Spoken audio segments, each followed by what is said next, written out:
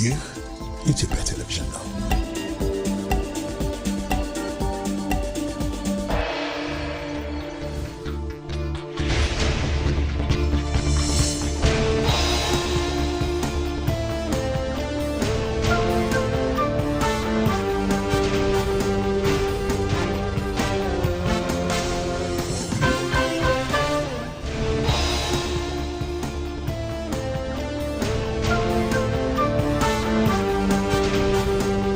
የኢትዮጵያ ሀገራዊ ምክክር ኮሚሽን የኮሚሽነሮች ምክር ቤት የሀገራዊ ምክክር ጉባኤ ከሐምሌ 8 ቀን 2018 ወይም በፈረንጆቹ ጁላይ 15 2016 ጀምሮ በይፋ እንዲካሄድ መወሰኑን ለተከበረ የኢትዮጵያ ሕዝብ ስናበስር በታላቅ አክብሮት ነው። ጤና ይስጥልን የተወደዳችሁ የኢትዮጵያ ሀገራዊ ምክክር ጉባኤ ሐምሌ 8 ቀን 2018 ዓ.ም በይፋ እንደሚያካሄድ የሀገራዊ ምክክር ኮሚሽን አስታውቋል። የምሽቱ ኢቲቪ ዜና 57 አብይ ትኩረታችንም እዚሁ ጉዳይ ላይ አድርጎ ቆይታውን የሚያደርግ ይሆናል። በያላችሁበት እንድትከታተሉም እንጋብዛለን። ሰለሞን ኃይለ ኢየሱስ ነኝ። ቀደም ሲል የተከታተላችሁትም የሀገራዊ ምክክር ኮሚሽን ዋና ኮሚሽነር ፕሮፌሰር መስፍን አርአያ ማምሻውን ከሰጡት ጋዜጣዊ መግለጫ የተወሰደውን ነበረ። ቀዳሚ ወደ ሆነው ዘገባ ልሻገር። የሀገራዊ ምክክር ጉባኤ ሐምሌ 8 ቀን እንደሚጀምር ይፋ ተደረገ። የሀገራዊ ምክክር ኮሚሽን የጉባኤ መጀመሪያ ቀን ማብሰሪያ አስመልክቶ ማምሻውን በዋና ኮሚሽነሩ መግለጫ ሰጥቷል። እዚህ ጉዳይ ላይ ልናቆያችሁ ነው። ይህንን ሁነት ሲከታተል የቆየው ዘጋቢያችን ሙሉ ግርማይ ተጨማሪዎችን ሊያጋራን በቀጥታ መስመራችን ላይ ይገኛል። ሙሉ ሰላም ላንተ፣ እንደምን ቆየህ? ፕሮፌሰር መስፍን አርአያ ማምሻውን የዋናውን ጉባኤ ጅማሮ አስመልክቶ የተለያዩ ሀሳቦችን አንስተዋል። ከዜናው ባሻገር ዋና ዋና ጉዳዮቹ የትኞቹ ናቸው የሚለውን ንገረን እስኪ። መልካም ሰለሞን፣ እንግዲህ በኢትዮጵያ በጉጉት ሲጠበቅ የነበረው የሀገራዊ ምክክር ጉባኤ በዛሬው ዕለት ሐምሌ 8 እንደሚካሄድ ይፋ ተደርጓል። እንግዲህ ከ4 ዓመት በፊት ነው እንግዲህ የሀገራዊ ምክክር ሲቋቋም በዋናነት መሰረት ያደረገው መሰረታዊ በሚባሉ ዋና ጉዳዮችም ኢትዮጵያውያን በማግባባ ጉዳዮች ወደ ሀገራዊ መግባባት ለመምጣት አልሞ እንግዲህ ሲንቀሳቀስ ነበረ። ላለፉት 4 ዓመታት እንግዲህ በተለያዩ ፈታኝ የነበሩ ሂደቶችን አሳልፏል ማለት ይቻላል። የሀገራዊ ምክክር ኮሚሽን ከቀበሌ ከወረዳ አንስቶ አሳታፊ አካታች ለማድረግ የሄደበት ርቀት በጉልህ የሚነሳ ነው። 1234 የሚሆኑ ወረዳዎችን ማካተት የተቻለበት ነው። ይህም በኢትዮጵያ የቆዳ ስፋት 93 በመቶ የሚሆኑን አካባቢን ማዳረስ ተችሏል። ይህም ሂደቱ አጠቃላይ ስንመለከተውም አሳታፊና አካታች የሆነ ሌሎች ሀገራት ላይ የተደረጉ ምክክሮችም ሲታይ ይህ በጉልህ የሚነሳ በኢትዮጵያም ታሪክም በጉጉት ሲጠበቅ የነበረና እንግዲህ አጠቃላይ ተስፋ የተጣለበትም ይህ የሀገራዊ ምክክርም ዋናው ጉባኤ ሐምሌ 8 እንደሚካሄድ ነው እንግዲህ የሚጠበቀው።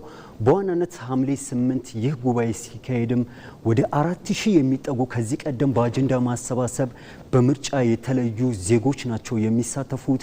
እነዚህ 4000 ዜጎች እንግዲህ በዋናነት የሚያነሷቸውም ጉዳዮች ከዚህ ቀደም በአጀንዳ በሁሉም በኢትዮጵያ እንግዲህ እንደሚታወቀው በ12ቱም ክልሎች እንዲሁም ደግሞ በአዲስ አበባና በድሬዳዋ ጭምር ሳይቀር አጀንዳ የተሰባሰበበትን ሂደት መመልከት ችለናል። ሌሎችም እንደ ዲያስፖራ ያሉ የታጣቂም የቀድሞ ታጣቂዎችም አጀንዳ ሲሰባሰብ ነበር የነበረውና ይህን አጀንዳ እንግዲህ በማቀናጀት ነው ለነዚህ እንግዲህ ወደ ዋናው ጉባኤ ለሚሰባሰበው 4000 ጉባኤተኞች እንግዲህ የሚቀርበው ነው።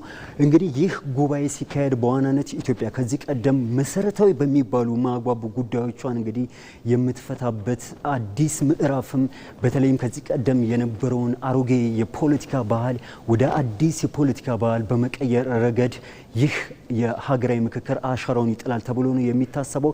ኢትዮጵያውያንም ከዚህ በፊት የነበረው ልዩነቶቻቸውን እንግዲህ ወደ ጎን ብለው በምክክር እንግዲህ ወደ ሀገራዊ መግባባት የሚመጡበትም ቅቡልነት ያለውን የሀገረ መንግስትን በጽኑ መሰረት ላይ ከማቆም አንጻርም ይህ ሐምሌ 8 ጀምሮ የሚካሄደው ለ3 ሳምንት ያህል በትንሹ የሚቆየው የሀገራዊ ምክክር ጉባኤ እንግዲህ በዋናነት እነዚህን ጉዳዮች ይፈታል። ኢትዮጵያም ምክክርን ባህልን አድርጋ ትቀጥላለች ተብሎ ይታሰባል። ሰለሞን ባልደረባችን ሙሉ ግርማይ ሰፋላለው መረጃዎች አመሰግናለሁ። ሰናይ ምሽት ይሁን። በሌላ ዜና በኢትዮጵያ ለዘመናት የዘለቁ መሰረታዊ የፖለቲካ ልዩነቶችን ለመፍታትና ጽኑ ብሔራዊ መግባባትን ለመፍጠር የተቋቋመው የኢትዮጵያ ሀገራዊ ምክክር ኮሚሽን የአጀንዳ ማሰባሰብ ተግባሩን አጠናቆ ወደ ወሳኝ ምዕራፍ ተሻግሯል። ኮሚሽኑ የፊታችን ሐምሌ 8 ቀን 4000 ተሳታፊዎች በተገኙበት ሀገራዊ ምክክሩን እንደሚጀምርም ማምሻውን አስታውቋል። ሳዳት መሐመድ ሳኒ ኢትዮጵያ ዘመን ተሻጋሪ ስንጥቃቷን ጭምር ተሻግራ ጠንካራ ሀገረ መንግስት ያላት ሀገር ለመፍጠር ላለፉት 4 ዓመታት ሲካሄድ የቆየው ሀገራዊ ምክክር ለትውልዱ አዲስ ተስፋን ሰንቆበታል። የሀገራዊ ምክክሩ ዋነኛ ስኬት መሰረትም አካታችነት ነው።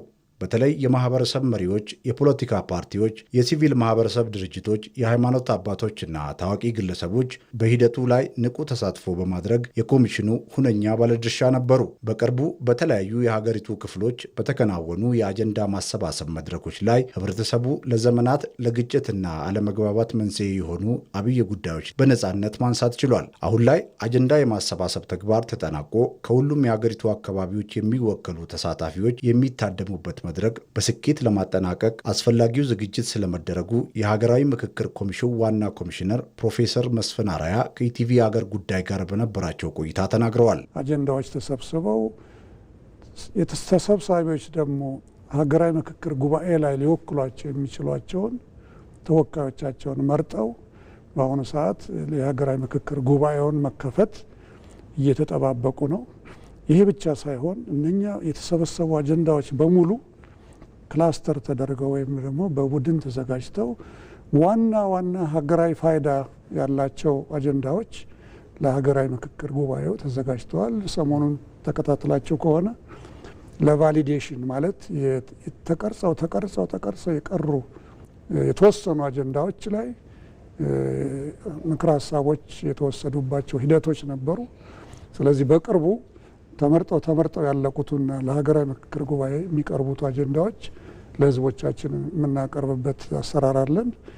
ይህ ብቻ ሳይሆን የሀገራዊ ምክክር ጉባኤውን የሚያሳልጡ 192 ፋሲሊቴተርስ እንላቸዋለን ወይም አመካካሪዎች፣ መወያዮች ከመላው ሀገራችን ተመርጠው የኢንሃውስ ወይም የውስጥ ስልጠናና ግንዛቤ ማስጨበጫ ተሰጥቷቸው በሚቀጥለው ሳምንት ከስዊድንና ከኔዘርላንድስ በሚመጡ ኢንተርናሽናል ዓለም አቀፍ አሰልጣኞች የአመካካሪነትን ሙያ ወይም ስልጠና ያገኛል። በተለይ ከዚህ ቀደም በውሳኔ ሰጪነት ቦታቸው ዝቅተኛ የነበሩት የሴቶችና የወጣቶች ተወካዮች በዚህኛው መድረክ ላይ ድምፃቸውን በስፋት ያሰሙ መሆኑ የሂደቱ ዲሞክራሲያዊነት የጎላ ከመሆኑም በላይ የወደፊት ኢትዮጵያን በሁሉም ዜጋ እኩል ተሳትፎ ለመገንባት መደላድል እየፈጠረ ይገኛል። ኢትዮጵያ የምታካሄደው ምክክር ከዚህ ቀደም በተለያዩ ሀገራት ከተካሄዱ ምክክሮች የሚለየው የአጀንዳዎቹ ምንጭ ሕዝብ በመሆኑ ነው። የእኛን የተለየ የሚያደርገው ነገር ምንድን ነው? አንደኛ የመወያያ ርዕሶቹ አጀንዳዎቹ ከላይ ወደ ታች የወረዱ አይደለም። ከአረብቲዋ አርብቶ አደር ጀምሮ ከፊልቷ ሶማሌ አርብቶ አደር ጀምሮ እስከ አርሶ አደሩና ሁሉም የወረዳ ማህበረሰብ ጀምሮ የመጣ አጀንዳ ነው ወደ ላይ የመጣው። ሐምሌ 8 የሚጀምረው ሀገር አቀፍ ምክክር ልዩነታቸውን አቻችለው ለችግሮቻቸው መፍትሄ ለመተለም ኢትዮጵያውያን መምከር እንደሚችሉ የሚያጋጥማቸውንም እክል በመምከር እልባት እንደሚሰጡ ማሳያ ይሆናል። ከሁሉም በላይ መጪው ትውልድ ልዩነቶቹን ከጠመንጃ ይልቅ መምከር እንደሚበጅ የሚማርበት ይህንንም ባህል አድርጎ የሚቀጥልበት ሂደት ነው። አዲስ መድረክ ነው ለኢትዮጵያውያንና እንዳልኩት ስኬቱ እየታየ ነው። አንድ ነገር ልነግራችሁ የምፈልገው ነገር ምንድነው? ምክክር ይጀመራል። መቼ እንደሚያልቅ ማንም አይናገርም። ነገር ግን ይህንን የምክክር ኤክሰርሳይዝ እኛንም ወደፊት የሚያስተምር ነው፣ ትውልዱንም የሚያስቀጥል ነው።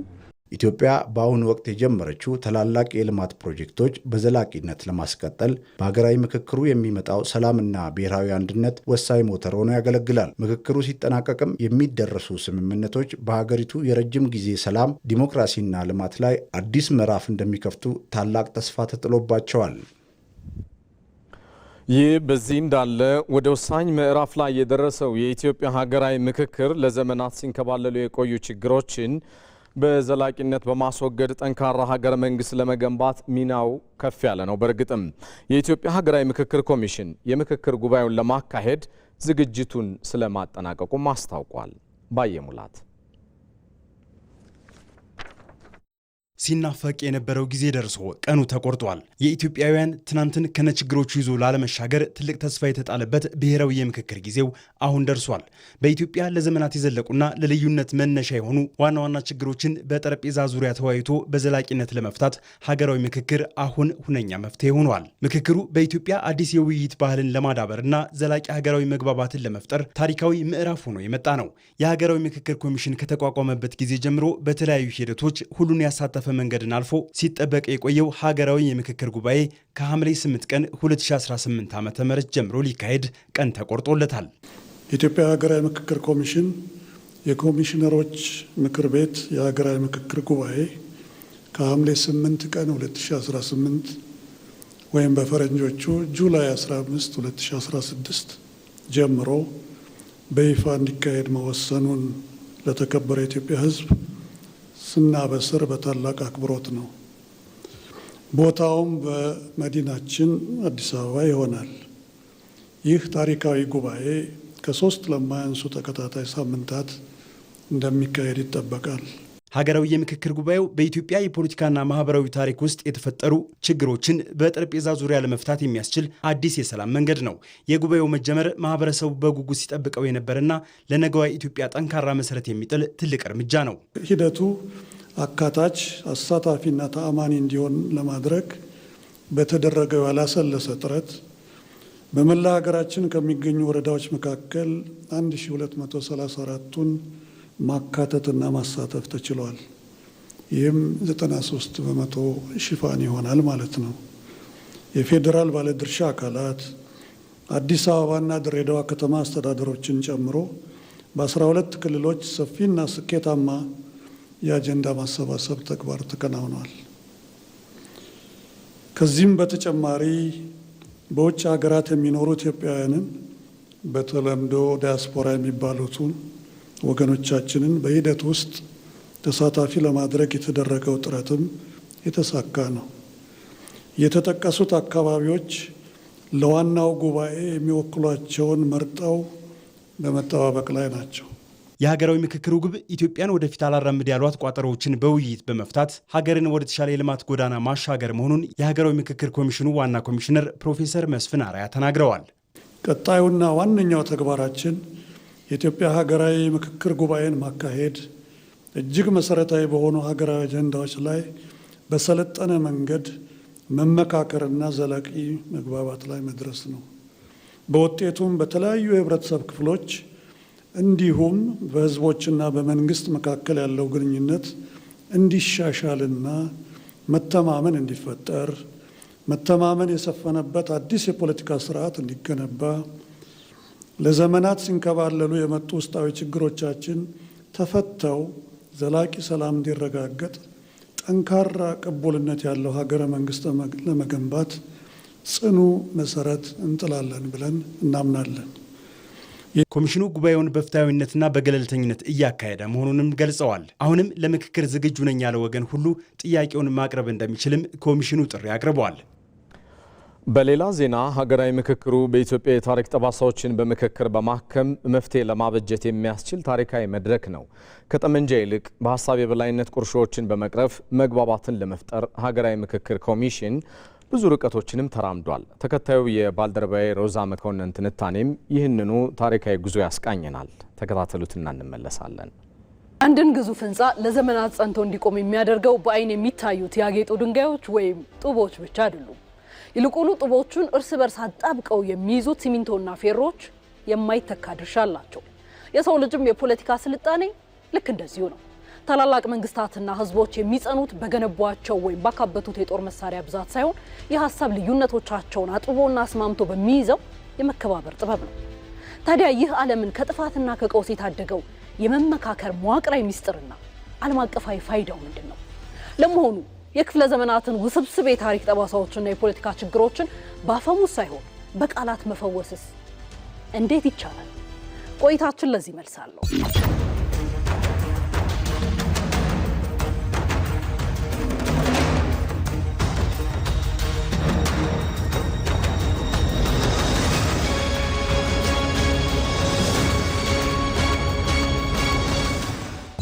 ኢትዮጵያን ከጦር ሜዳ አፈሙዝ ይልቅ በጠረጴዛ ዙሪያ በቃላት መሞገት ሁልጊዜም በላጭ ነው ይላሉ። የታሪክ መዛግብት እንደሚያሳዩት ጦርነት የሰው ልጅን ሕይወት ሲቀጥፍ ቆይቷል። ነገር ግን እውነተኛው የስልጣኔ ብርሃን የሚፈነጥቀው የሰው ልጅ ሰይፉን ጥሎ በክብ ጠረጴዛ ተቀምጦ የሐሳብ የበላይነትን ማክበር በጀመረበት ቅስፈት ነው። መመካከር ማለት ተሸናፊና አሸናፊ የሚለይበት የጦር ሜዳ ሳይሆን ሁሉም አሸናፊ የሚሆንበትን የጋራ እውነት መፈለጊያ የስልጣኔ መልክ ነው።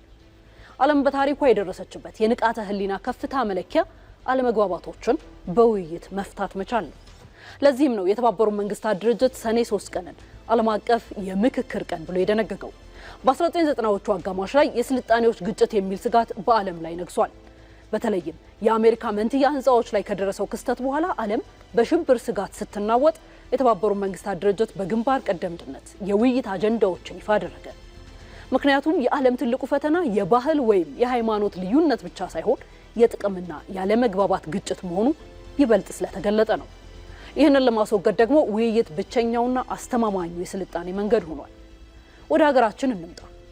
የኢትዮጵያ ሀገራዊ ምክክር ኮሚሽን እያከናወናቸው ያሉ ተግባራት በቀጥታ ከዚሁ የፖለቲካ ስልጣኔ ጋር ይቆራኛሉ። ኢትዮጵያ የበርካታ ባህሎችና እምነቶች መስተጋብር ያላት ታላቅ ሀገር ናት።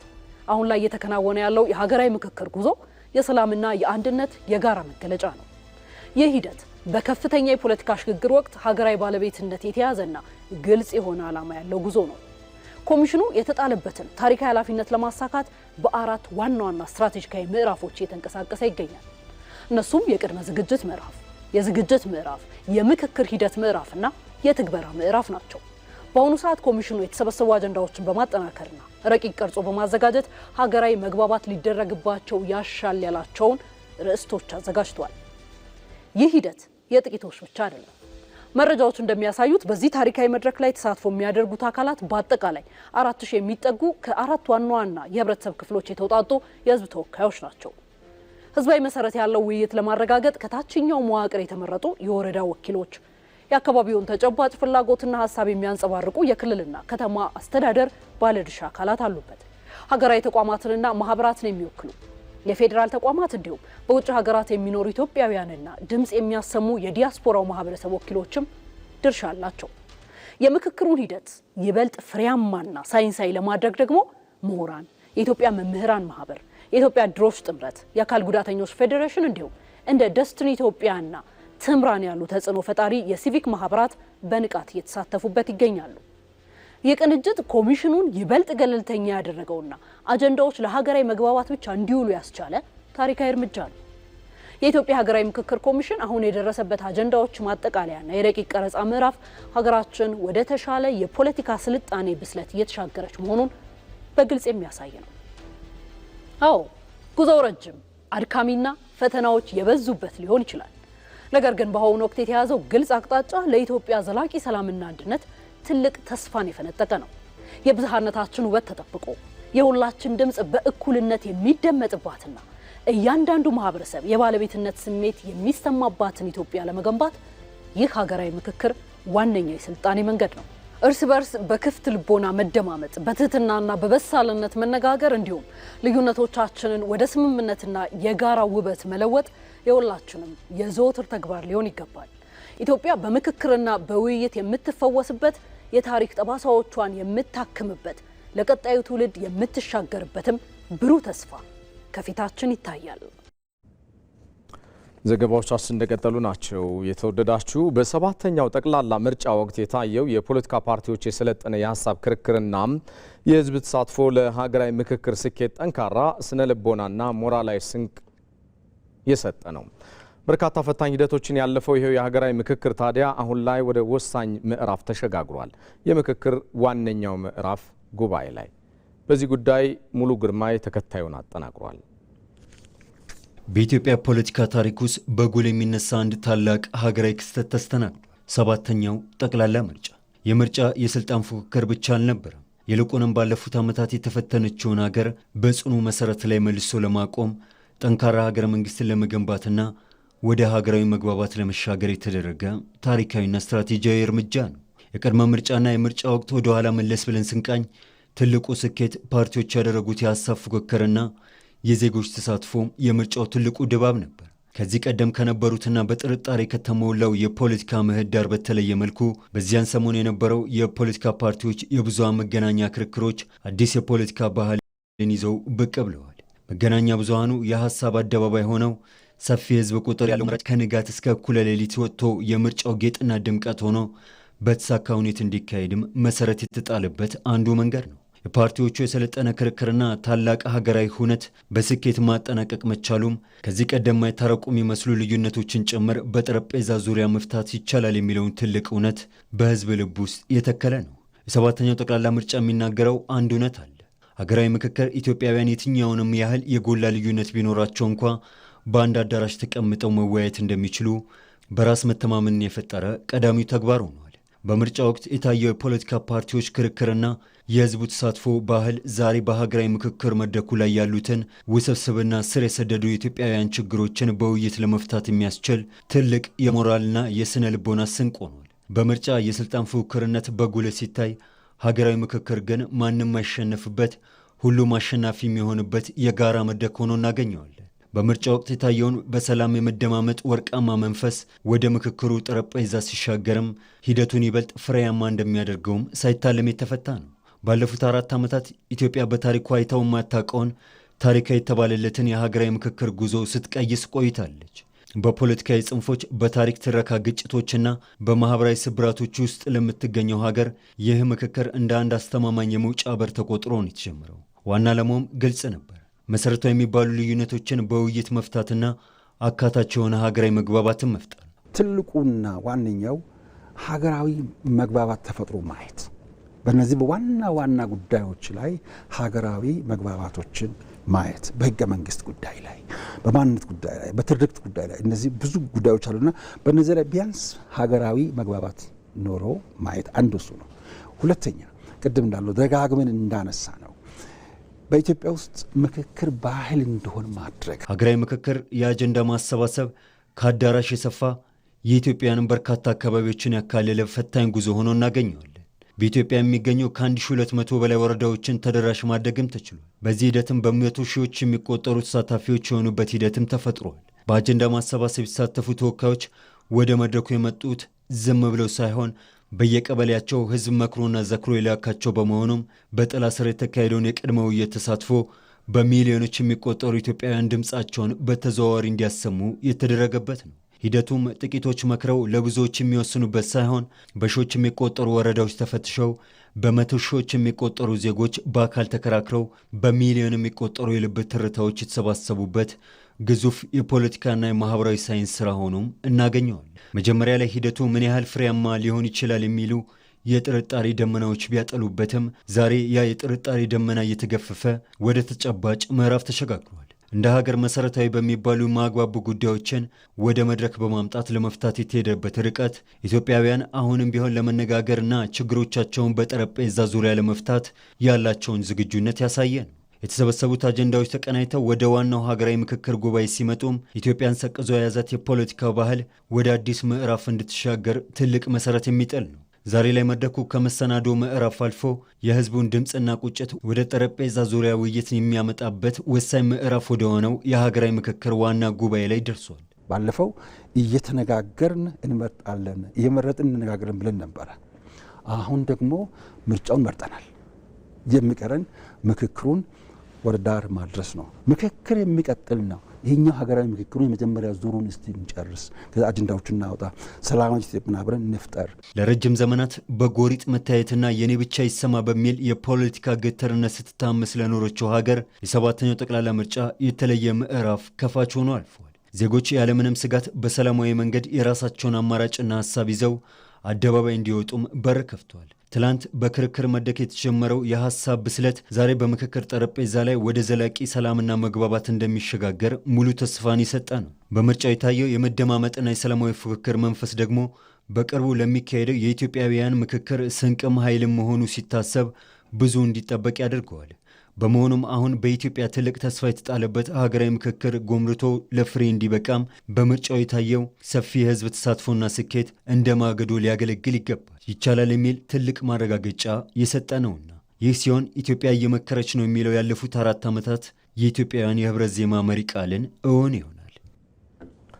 ይህ በዚህ እንዳለ በሀገራዊ ምክክር መድረክ ዜጎች የሚያሳዩት ንቁ ተሳትፎና ለጋራ ጉዳይ የሚሰጡት ቅድሚያ የነገዋን ኢትዮጵያን መልክ የሚወስንም ነው። ልዩነቶችን በጠረጴዛ ዙሪያ በሰላማዊ መንገድ እየፈቱ ጠንካራ የዲሞክራሲ መሰረት ላይ የቆመችን የጋራ ሀገር መገንባትም የሁሉም ዜጎች ታሪካዊ ኃላፊነት ሆኗል። እድሉ ፈቀደ። ሀገር የሁሉም ናት። የጋራ የሆነችን ሀገር ለመገንባትና ዘላቂ ሰላምን ለማስፈን ደግሞ የሁሉም ድምፅ እኩል የሚሰማበት መድረክ መኖሩ ወሳኝ ነው። ኢትዮጵያ በአሁኑ ወቅት የጀመረችው ሀገራዊ ምክክር ለዓመታት የተከማቹ መዋቅራዊና ፖለቲካዊ ልዩነቶችን በጠረጴዛ ዙሪያ ለመፍታት ያለመ ታሪካዊ እድል ነው። ሀገራዊ ምክክር ከተለመደው የጦርነትና የኃይል አማራጭ በተለየ መልኩ ተቃርኖችን በውይይትና በድርድር ለመፍታት የሚያስችል የሰለጠነ መድረክ ሆኖ ቀርበዋል። ነገር ግን የዚህ ምክክር ስኬት የሚወሰነው በአንድ ወሳኝ መሰረት ላይ ነው። እሱም የህዝብ ንቁና ጥራት ያለው ሀገራዊ ተሳትፎ። ከምክክርና ከሰላም ውጪ ምንም የሚጠቅመን ነገር የለም። በእኔ አስተሳሰብ ማለት ነው። ይሄ ነው መሆን ያለበት። ምክክሩ ጥሩ ሆኖ ምክክሩን ግን ሁሉም ያሳተፈ መሆን አለበት። ጫካ ያሉትን መጥራት፣ ጥሪ ማድረግ፣ ሁሌ ጥሪ ማድረግ፣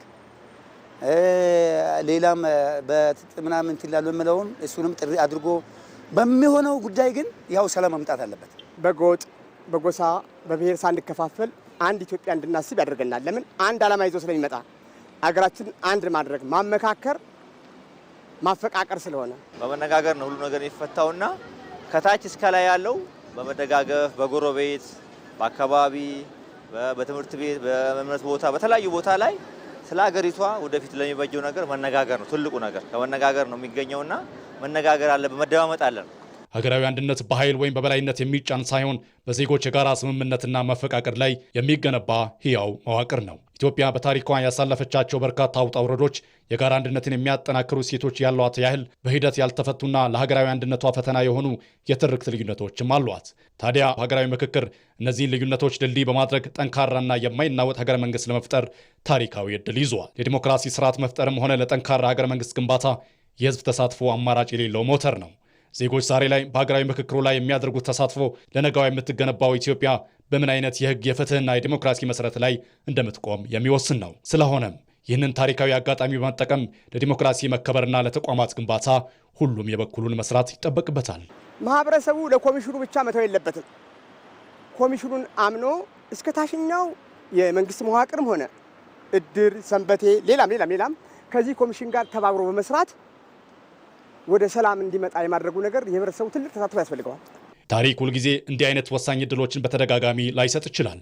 ዛሬ በሀገራዊ ምክክር መድረክ ላይ ዜጎች የሚያሳዩት ንቁ ተሳትፎ፣ የሚያዳብሩት የመደማመጥ ባህልና ለጋራ ጉዳይ የሚሰጡት ቅድሚያ የነገዋን ኢትዮጵያ መልክ የሚወስን ነው። ልዩነቶችን በጠረጴዛ ዙሪያ በሰላማዊ መንገድ እየፈቱ ብዝሃነት ውበት የሆነባትን የዜግነት ክብር የተረጋገጠባትና ጠንካራ የዲሞክራሲ መሰረት ላይ የቆመች የጋራ ሀገር መገንባት ታሪካዊ ኃላፊነት በሁሉም ዜጎች ትከሻ ላይ ወድቋል። ለነገዋ ሰላማዊ ሀገር ዛሬ እያንዳንዱ ዜጋ በምክክሩ ላይ የሚኖረው ተሳትፎ ወሳኝ ነውና የጋራ የሆነችውን ኢትዮጵያ በጋራ መፍትሄ ማጽናትም ይጠበቃል።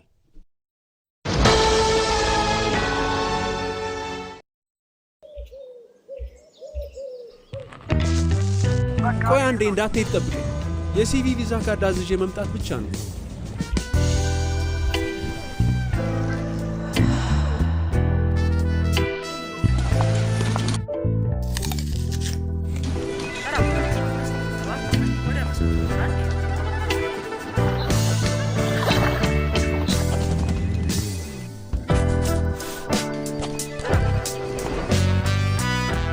ባንኮ በመዳፉ በያዙት ስልኮ ቤቶ ድረስ ከተፍ ይላል። ሰላም ጤና ይስጥልኝ። በማንኛውም ሰዓት በተመቸው ቀን ባሉበት ሆነው የኢትዮጵያ ንግድ ባንክን ቪዛ ካርዶን በስልኮ ማዘዝ ይችላሉ። የሲቢ ሞባይል ባንኪንግ መተግበሪያውን ይክፈቱ። ባንኪንግ የሚለውን ይክፈቱ። ቪዛ ካርድ ሰርቪስ የሚለውን ይምረጡ። ይፈልጉ ምትክ ወይም አዲስ መጠየቅ። የካርዶን አይነትና የሚወስዱበትን ቅርንጫፍ መርጠው ያረጋግጡ። ባንክ የሚመጡት ካርዶን ለመውሰድ ብቻ ነው። አሁኑኑ ያመልክቱ። በፍጥነት ካርዶን ይውሰዱ። የኢትዮጵያ ንግድ ባንክ፣ ሁሌም የሚተማመኑበት ባንክ። ተመልሰናል። የተወደዳችሁ እዚህ አዲስ አበባ ከሚገኘው የኢቢሲ ዋናው ስቱዲዮ በቀጥታ ስርጭት እየተከታተላችሁት የምትገኙ ቲቪ ዜና 57 እንደቀጠለ ነው። ወደ ሌሎች ጉዳዮች ልሻገር። ኢትዮጵያ ተግባራዊ ያደረገችው የአረንጓዴ አሻራ መርሃ ግብር ዘርፈ ብዙ ጥቅሞች ያስገኘና የቀጣናውን ሀገራት ተጠቃሚነትም ያሳደገ ነው። መርሃ ግብሩ የምግብ ዋስትናን በማረጋገጥና የውጭ ንግድን በማሳደግ ረገድም ጉልህ ሚና እየተወጣ ቀጥሏል። አባዲ ወይናይ የኢትዮጵያውያን የህብረታቸውና የመደመራቸው ትልቁ ህያው ምስክር ነው የአረንጓዴ አሻራ መርሃ ግብር። ይህ በየዓመቱ በሀገር አቀፍ ንቅናቄ የሚተገበረው ታላቅ ምዕራፍ ክንድን ከክንድ አጣጥሞ የአየር ንብረት ለውጥን ለመጋፈጥ የጠፋውን የደን ሽፋን ለመመለስና የነገዋን የምግብ ዋስትና ለማረጋገጥ የሚደረግ ታሪካዊ ጉዞ ነው። በየክረምቱ በሚሊዮን የሚቆጠሩ ዜጎች በፈገግታና በተስፋ አፈር እየቆፈሩ በትውልድና በሀገር ገጽታ ላይ የማይደበዝዝ አረንጓዴ ታሪክ እየጻፉ ይገኛሉ።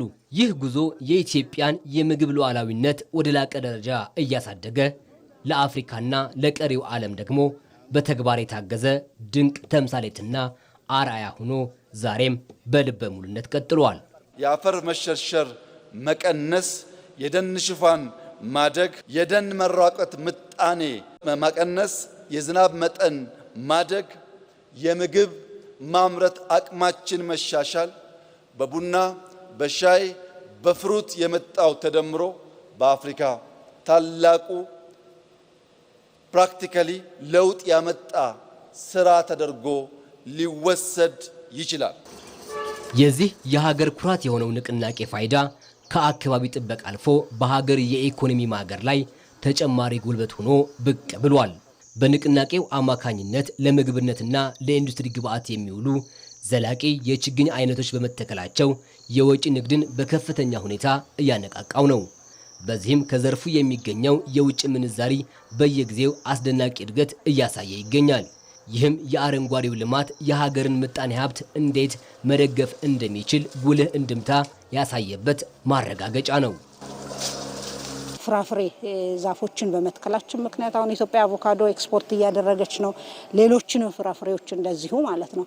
በሌማት ትሩፋት የጀመርነው ስራ ለምሳሌ ከንብ ከማር ብንጀምር ማር የግድ የዚህ አይነት ስነ ምህዳር ይፈልጋል፣ ዛፎች ይፈልጋል፣ አበባ ይፈልጋል እና በአጠቃላይ በኢኮኖሚያችን ውስጥ ያሰብነውን ለማሳካት የአረንጓዴ አሻራ በጣም ዘርፈ ብዙ ጠቀሜታ ያለው ነው ማለት ነው እና እንደተባለውም የአረንጓዴ አሻራ ውጤትን አሁን በደንብ አድርገን ፍሬውን እያየን ያለ ነው። የአረንጓዴ አሻራ ትሩፋት በቀላሉ የሚለካ አይደለም።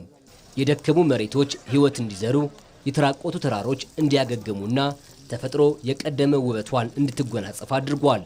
ከዚህም በላይ ንቅናቄው ከተደራጀ የግብርና ምርታማነት ጋር በመቀናጀቱ የዜጎችን የምግብ ዋስትና በዘላቂነት ለመገንባት ለሚደረገው ጥረት የማይናወጥ ምሰሶ ሆኖ ያገለግላል።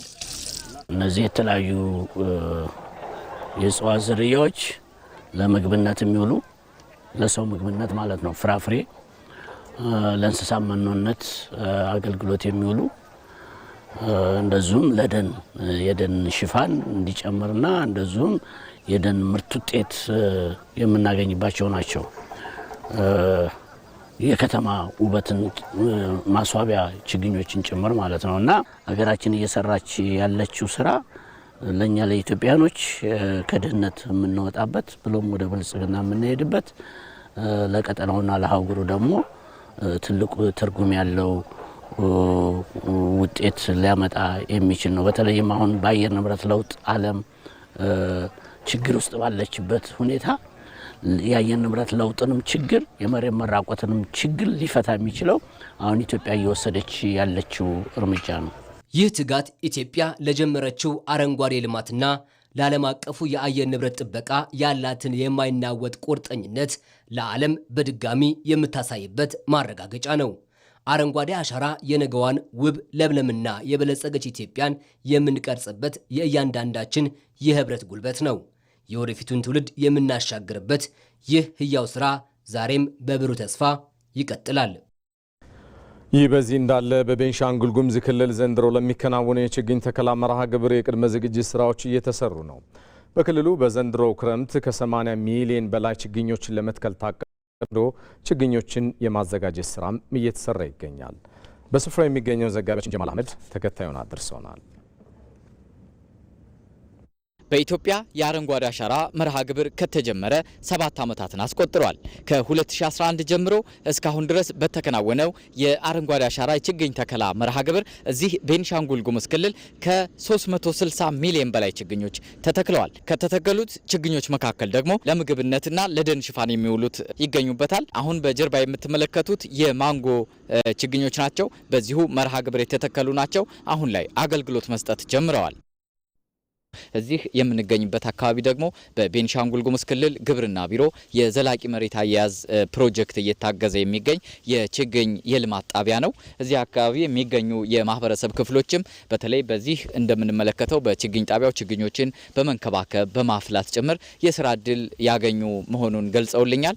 ያው አትክልት ጋር መዋል አንደኛ በስራ መዋል አይምሯችን በጣም ፍሪ ሆኖ ነው የሚውለው። እኛም በደስታ ነው የምንሰራው። ዘላቂ ልማትን አስበን ነው የምንሰራው። ስራ አጥቶም ለተቀመጠም ሆነ ተምሮ ለጨረሰም ሆነ ያው ሰፈር ላይ እድል ፈጥሮልናል።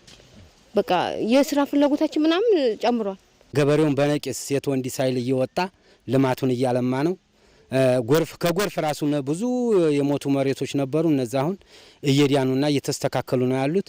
ገበሬውም ደግሞ ያን ህጉን ጠብቆ እየሰራ ነው ያለው። ባዶ የነበረ መሬት አሁን እንደምታዩት አረንጓዴ ለብሶ ከአየር ለውጥ ላይ በተለይ የካርበን ልቀትን በመቀነስ የአፈር ለምነትን በመጨመር እነዚህን ተጥሎ የነበሩ መሬቶችን እንደገና ወደ ፕሮዳክቲቭ የመመለስ ስራ እየሰራ ይገኛል። ዘላቂ መሬት አያያዝ ፕሮጀክት በዚህ ክልል ከተግባራዊ መደረግ ከጀመረ ጀምሮ ወደ 29 ሚሊዮን አካባቢ ችግኝ ማለት ነው የተከላ ቦታዎች ላይ እንዲያርፉ ተደርጓል። በእነዚህ ዘመናዊ ችግኝ ጣቢያዎች ላይ እንግዲህ 4 ሚሊዮን አካባቢ ችግኝ እናፈላለን ብለን ነው በቅድ የተያዘው የዘንድሮን የተከላ ፕሮግራም። እንግዲህ ከዚህ በፊት በችግኝ ጣቢያዎቻችን ላይ የምናፈላቸው ችግኞች የአካባቢውን ስነ ምህዳር የመቀየር ትልቅ ተጽዕኖ እያሳዩ እንደሆነ ለመገንዘብ ይቻላል። በዘንድሮ የችግኝ ተከላ መርሃ ግብር ደግሞ በክልሉ ከ80 ሚሊዮን በላይ ችግኞችን ለመትከል እቅድ ተይዞ የቅድመ ዝግጅት ስራዎች በመሰራት ላይ ይገኛሉ። ለኢትዮጵያ ቴሌቪዥን ጀማል አህመድ ነኝ ከአሶሳ።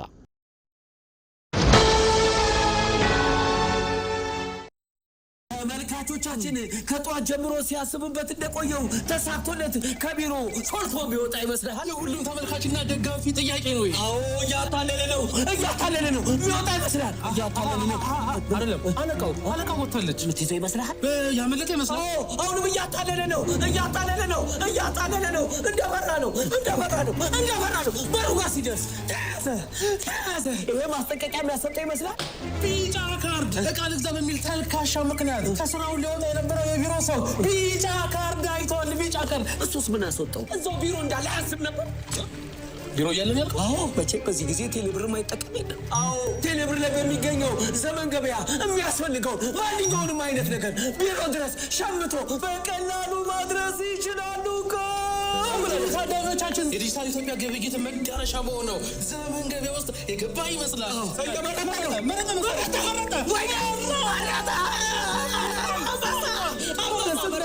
ይሄንን ቀሚስ ባይገዛ ኖሮ አልቆለት ነበር።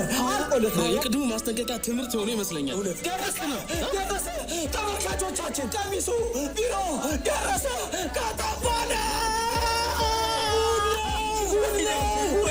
ምን አይነት ብቃት! ምን አይነት ቴክኖሎጂ! ወይኔ ዘመን ገበያ ከጉዳ ወጣ።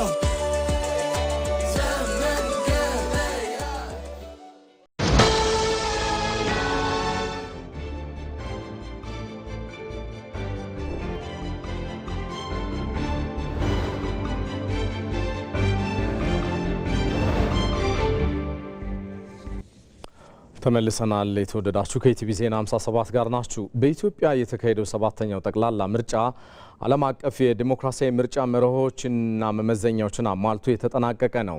ይህ ምርጫ ታዲያ ነፃ፣ ፍትሐዊና ሰላማዊ ሆኖ መጠናቀቁ የኢትዮጵያን የውስጥ የፖለቲካ ብስለት ያሳየና በዓለም አቀፍ መድረክ ላይም ያላትን ተአማኒነት ከፍ ያደረገ ነበረ። ብሩክታይት አስራት የኢትዮጵያ የዴሞክራሲ ግንባታ ሂደት ሀገሪቱን ወደ አዲስ የፖለቲካና የማህበራዊ ምዕራፍ የሚያሸጋግሩ ተስፋ ሰጪ ሁነቶች እየተስተናገዱ ይገኛሉ። በተለይም ግንቦት 24 የተካሄደው ጠቅላላ ምርጫ የሀገሪቱን የዴሞክራሲ ስርዓት ግንባታው የማይቀለበስና አስተማማኝ መሆኑን ለዓለም ማህበረሰብ በተግባር በማሳየት በስኬት ተጠናቋል። የሂደቱ ሰላማዊነትና ግልጽነትም የምርጫ አስፈጻሚ ተቋማትን ገለልተኝነትና ታማኝነት በግልጽ ያስመሰከረ ነበር። በግንቦት 24ቱ ታሪካዊ 7ኛው ጠቅላላ ምርጫ መላው የኢትዮጵያ ሕዝብ ከምዝገባ እስከ ድምፅ አሰጣጥ ድረስ በነበረው ሂደት ያሳየው ንቁና ሰላማዊ ተሳትፎ የሀገሪቱን የነገ ተስፋ ያበሰረ ነበር። ይህ ሂደት የኢትዮጵያውያንን የሀገር ሉዓላዊነት የመጠበቅ ጽኑ ፍላጎት ያስመሰከረ ብቻ ሳይሆን እውነተኛ የዴሞክራሲ ባህልን በራሳቸው አቅም ለመገንባት ያላቸውን ታሪካዊ ቁርጠኝነት በተጨባጭ ያሳየ ሆኗል። በጠመንጃ በአፈሙዝ ሳይሆን በካርድ በምርጫ በመረጥኩት መንግስት ልመራ የሚል ህዝብ እንዳለን የህብረተሰባችን ደግሞ ንቃተ ህሊና ከፍ ያለ ደረጃ ላይ የደረሰበት መሆኑን የሚያሳይ ነውና እኔ በነበረው ነገር በጣም ደስተኛ ነበርኩኝ። ትክክለኛና ዲሞክራቲክ የሆነ ገቨርንመንት ለመስራት በምርጫና በምርጫ ነው ብዬ ነው የሚያምነው። ስለዚህ በምርጫ የመጣ መንግስት ህዝብ የመረጠው መንግስት ለህዝቡ እና ለሀገሪቱ ሰላምን ያረጋግጣል፣ የስራ እድልን ይፈጥራል፣ ህዝብና መንግስት እንዲተማመኑ ያደርጓል ብዬ አምናለሁ። የዘንድሮ የምርጫ ሂደት በዓለም አቀፍ ደረጃ ከፍተኛ ተቀባይነትንና እውቅናን ያተረፈ ሆኖ ከማለፉ ባሻገር ሂደቱ ዓለም አቀፍ መመዘኛዎችን ያሟላና በዓለም አቀፉ ማህበረሰብ ዘንድ ይሁንታን ያገኘ ነበር። Noting the significant strides made towards the consolidation of democracy በምርጫ ቀን የነበረው ድባብ ሰላማዊ፣ ሂደቱም በስርዓት የተከናወነ ነበር። በአብዛኛዎቹ ጣቢያዎች መራጮችም ያለምንም ጫናና እንቅፋት ድምጻቸውን የሚሰጡ ምቹ ሁኔታ ተፈጥሯል። የምርጫ አስፈጻሚዎችና የጸጥታ አካላትም ያሳዩት ሙያዊ ብቃት የኢትዮጵያ ብሔራዊ ምርጫ ቦርድን ገለልተኝነትና ቁርጠኝነት በተግባር ያሳየ ሆኗል። በሌላ በኩል ህዝቡ ረጅም ሰልፉን በትዕግስት በመጠበቅ ያሳየው ከፍተኛ ተሳትፎ ለዲሞክራሲያዊ ስርዓት ግንባታ ያለውን ጽኑ አቋም ያረጋገጠ በመሆኑ ቀኑ መላው የኢትዮጵያ ህዝብ ሊኮራበት የሚገባ ነው። ሰባተኛው ጠቅላላ ምርጫ በኢትዮጵያ ዲሞክራሲያዊና የምርጫ እድገት ውስጥ ትልቅ ምዕራፍን የሚወክል ሲሆን በርካታ ተቋማዊ፣ አስተዳደራዊና ቴክኖሎጂያዊ ማሻሻያዎችን ያደረገ ነው። ልዑኩ ምልከታውን ያካሄደው ደግሞ ከኢትዮጵያ የምርጫ ህጋዊ ማዕቀፎች፣ ከአፍሪካ የዲሞክራሲ ምርጫና አስተዳደር ቻርተር እንዲሁም ለዓለም አቀፍ የምርጫ ምልከታ ከተቀመጡት የዓለም አቀፍ መሪዎች መገለጫና ከሌሎች ተዛማጅ ክልላዊና ዓለም አቀፋዊ መስፈርቶች ጋር በተጣጣመ መልኩ ነው። ብዙ ሀገራትን አይቻለሁ። እንደ ኢትዮጵያ ዜጎች በረጃጅም ሰልፍ ውስጥ ትዕግስትን ተላብሶ የተሳተፈ ግን አላጋጠመኝም። የህግ የበላይነትን በማክበርና በማስከበር ረገድ ከፍተኛ ስኬት የታየበት ሰባተኛው ጠቅላላ ምርጫ በሀገሪቱ አስተማማኝ የፖለቲካ ባህል ለመገንባት አዲስ ምዕራፍ ፈጥሯል። ከቅድመ ዝግጅት ምዕራፍ ጀምሮ በሂደቱ የታየው ጥረትም የኢትዮጵያን አሸናፊነት በተግባር ያረጋገጠ ሆኖ አልፏል። የውጭ ኃይሎች የሀገር ውስጥ የሰላም ማያወዱ ኃይሎች ተቀናጅተው ምርጫ የለም፣ መንግስት የለም፣ አትውጣ፣ አትምረጥ እየተባለ ህዝባችን ግን ተሰልፎ እስከ ምሽት 6 ሰዓት ድምፁን ሰጥቶ ያመነበትን አካል መርጦ በሰላም ወደ ቤቱ ተመልሷል። ይሄ የሚያሳየው ህዝባችን በሀገረ መንግስትና ሀገር ምስረታ ሀገር ግንባታ ላይ በካርድና በድምጽ ብቻ ነው፣ በመሳሪያ አፈሙዝ አይሆንም፣ ሞክረነው ደክሞናል የሚል ነው። ይህ አዲስ የዴሞክራሲ ምዕራፍ የሁሉም ወገኖች ትብብርና ቁርጠኝነት የሚጠይቅ መሆኑ በተግባር ተረጋግጦበታል። ዜጎች በነቂስ ወጥተው የመረጡበትና ሂደቱ በሰላም መጠናቀቁም እያደገ የመጣውን የዴሞክራሲ ልምምዳችንን በግልጽ ያሳየ ክስተት ነበር። እኔ በዚህ ምርጫ ማደንቀው በመጀመሪያ የኢትዮጵያን ህዝብ ነው። በጣም የሚመሰገን ነው። ሀገሩን በሁሉ መንገድ ያስመሰከረና ዘመናዊ መሆኑን የተመሰከረለት ህዝብ ነው። በሰላማዊ መንገድ ከጠዋቱ 11 ሰዓት እስከ ምሽቱ 6 ሰዓት ቆይቶ ይሆነኛል ይመራኛል ያለው ፓርቲ መርጧል። ምርጫው የህግ የበላይነት፣ የተቋማት ገለልተኝነትና የዜጎች የፖለቲካ ብስለት በጉልህ የታየበት ስኬታማ መድረክ ነበር። ሂደቱ በሰላም መጠናቀቁና ዓለም አቀፍ እውቅናን ማግኘቱ ሀገሪቱ በራሷ አቅም ጠንካራ የዴሞክራሲ ስርዓት የመገንባት ቁርጠኝነት እንዳላት በተጨባጭ አሳይቷል።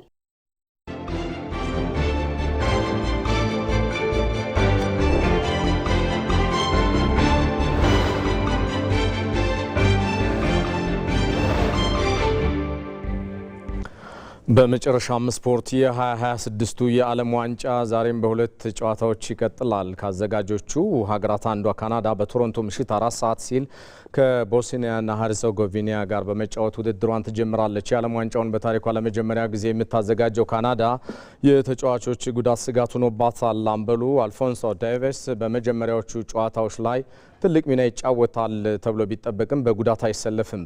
በቦስኒያ በኩል 40 ዓመቱ ላይ የሚገኘው አጥቂው ኤደን ዜኮ በአየር ላይ ኳሶች አሁንም ትልቅ ስጋት ነው የሚለው የብዙዎቹ እምነት ነው። ካናዳ በዓለም ዋንጫው 3ኛ ተሳትፎዋን እያደረገች ሲሆን ቦስኒያና ሄርዘጎቪና ደግሞ በዓለም ዋንጫው 2ኛ ተሳትፎዋን ነው ያገኘችው። ሌላኛው አዘጋጅ ሀገር አሜሪካ የዓለም ዋንጫ ጉዟን ከፓራጓይ ጋር በምታደርገው ጨዋታ ትጀምራለች።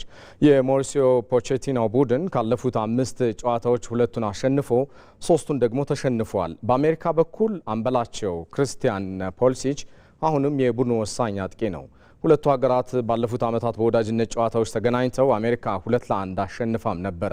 ጨዋታው ሌሊት 10 ሰዓት ሲል ይጀምራል። የተወደዳችሁ አዲስ አበባ ከሚገኘው የኢቢሲ ዋናው ስቱዲዮ በቀጥታ ስርጭት ስትከታተሉት የነበረው የዛሬ አርብ ምሽት ቲቪ ዜና 57 ይሄው ነው። ኢቢሲን ምርጫችሁ አድርጋችሁ አብራችሁን ስለዘለቃችሁ አብዝተን ነው የምናመሰግነው። እኔ ሰለሞን ኃይለ ኢየሱስ ነኝ። በሰላም ናችሁ።